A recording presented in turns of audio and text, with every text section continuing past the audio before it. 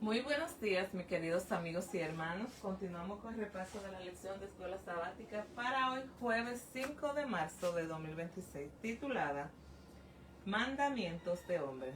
Vamos a orar para empezar este repaso. Amado Padre Celestial, al iniciar este repaso, queremos reconocer que nuestra esperanza está únicamente en la obra perfecta de Cristo. Quite de nosotros toda confianza en nuestra propia fuerza y enséñanos, Padre, a poder a descansar en su gracia. Abra nuestra mente para que podamos comprender su verdad y nuestros corazones para que nos podamos aferrar más a Jesús. Que todo lo que aprendamos hoy nos lleve a confiar más en usted. En el nombre poderoso de su amado Hijo Cristo Jesús oramos. Amén. Hay una pregunta que, si somos sinceros, toca lo más profundo de nuestro ser. ¿En qué estoy apoyando realmente mi esperanza? Porque muchas veces vivimos esforzándonos por ser mejores, por fallar menos, por demostrar que somos dignos, y sin darnos cuenta comenzamos a construir nuestra seguridad espiritual sobre terreno inestable. Nuestro propio desempeño. Pero hoy somos llamados a mirar más alto, a dejar de mirarnos tanto a nosotros mismos y volver a los ojos de Cristo. Porque la salvación no nació en nuestros esfuerzos, sino que nació en el corazón de Dios. No se logró en nuestras luchas, se consumó en la cruz del Calvario por Jesús. Antes de continuar, hagamos una pausa interior.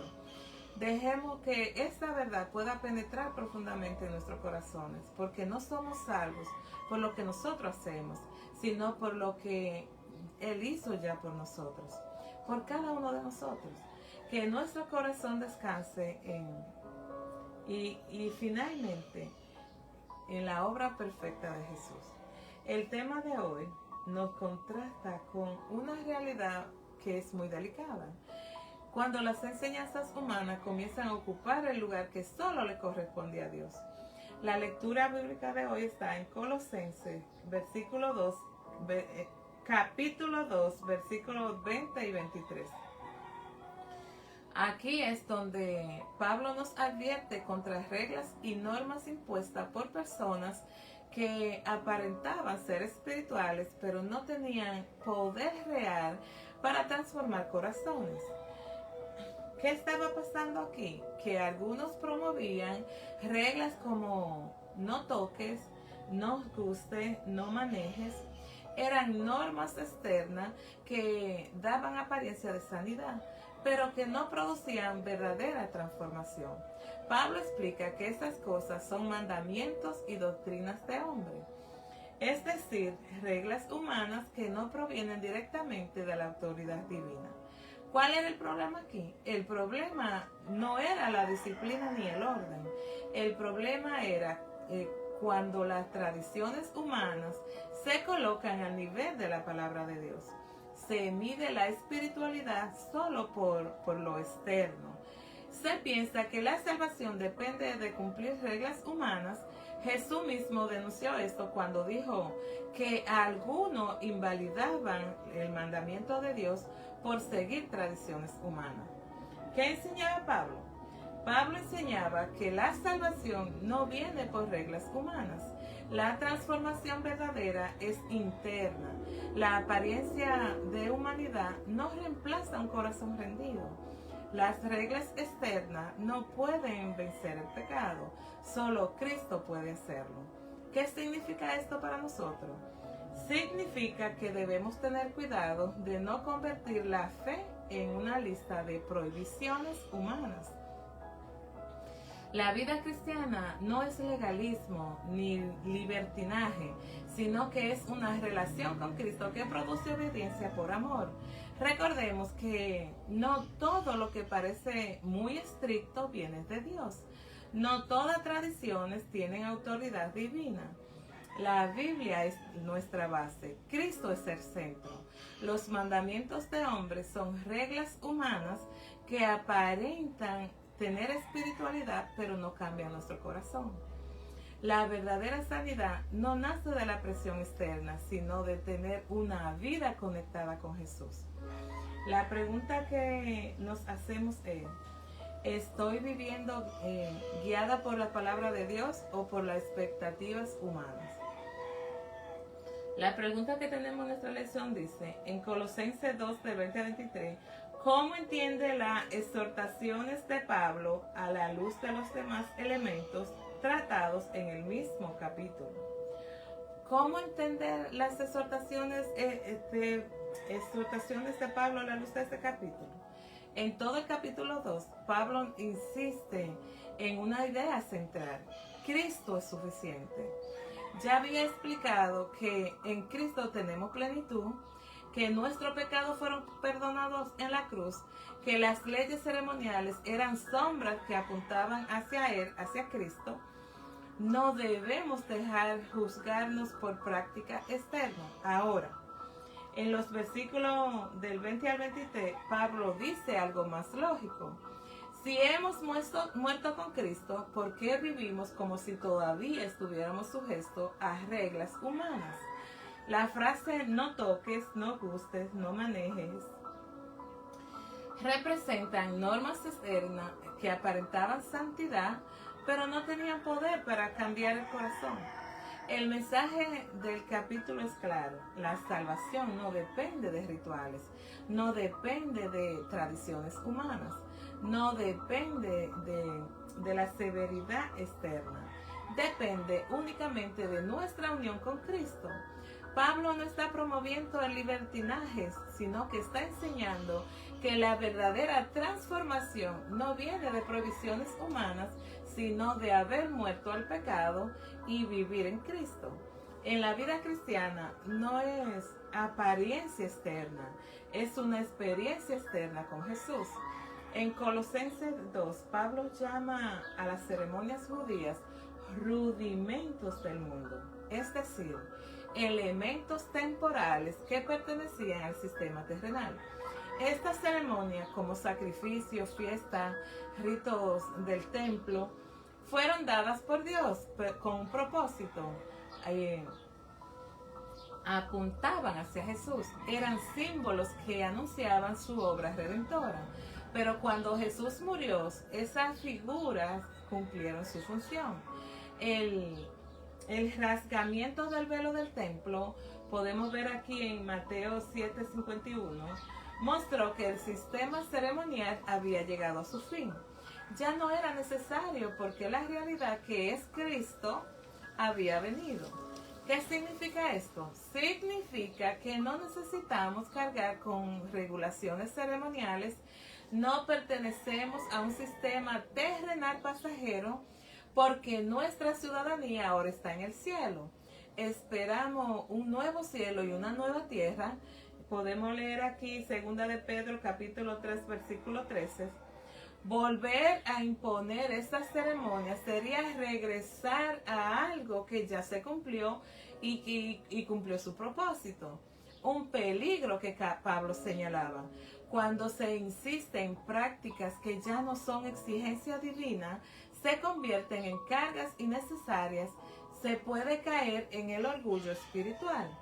Se puede pensar erróneamente que eso contribuye a la salvación.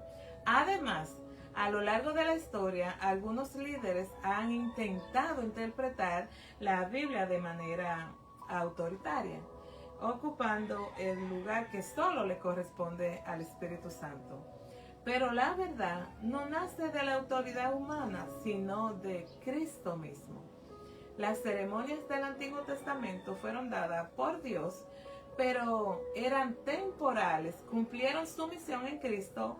Hoy nuestra fe no descansa en símbolos, ni en cargas religiosas, ni imposiciones humanas, sino que descansa en una realidad viva.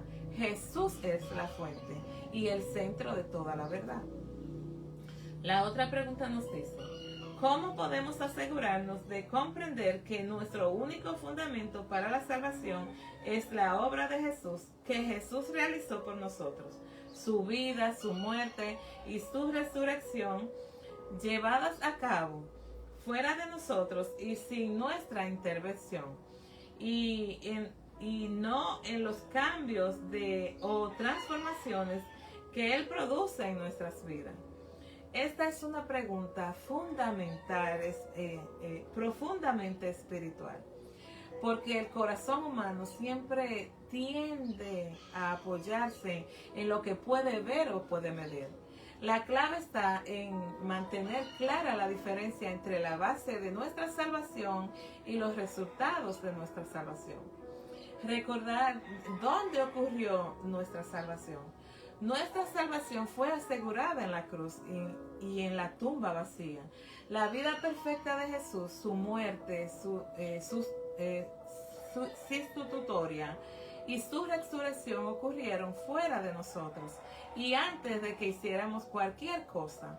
No contribuimos, no ayudamos, no completamos nada. Eso significa que nuestra aceptación delante de Dios no depende de nuestro desempeño espiritual, sino de lo que Cristo ya hizo por nosotros. Entender que la transformación es fruto, no raíz.